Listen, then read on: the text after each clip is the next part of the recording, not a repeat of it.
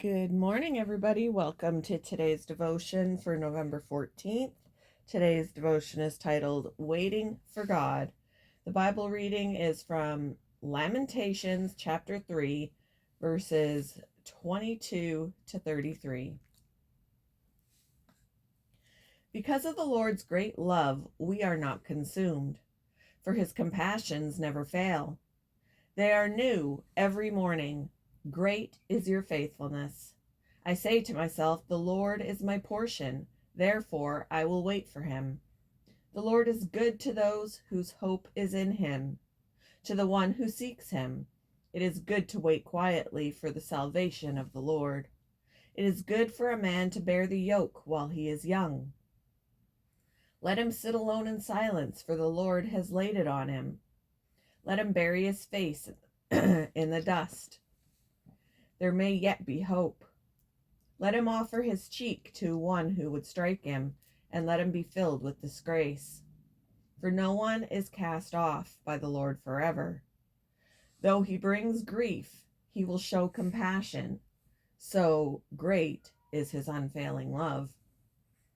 For he does not willingly bring affliction or grief to anyone.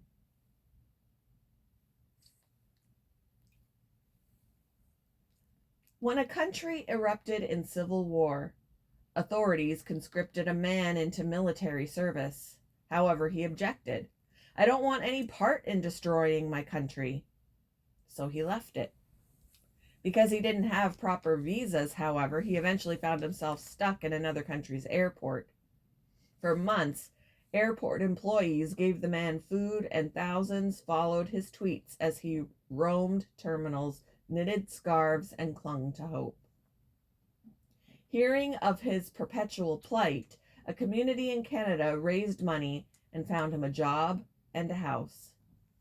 The book of Lamentations presents the cry of Jeremiah, who waited for God and the end of his disciples for the sins of his people. The prophet remained confident in an everlasting God who he knew could be trusted. The Lord is good to those whose hope is in him. God's people can experience hope even when troubles overwhelm and relief seems impossible. Though they might need to humbly accept God's discipline, they can cling to the reality that there may yet be hope. Those who know God can experience a hope that flows from him. It is good to wait quietly for the salvation of the Lord. Without answers or any clear way of escape, we wait for God, who's proven himself faithful over and over again to help us. What situation comes to mind when you think about waiting on God? Why is this difficult, and how is God meeting you there?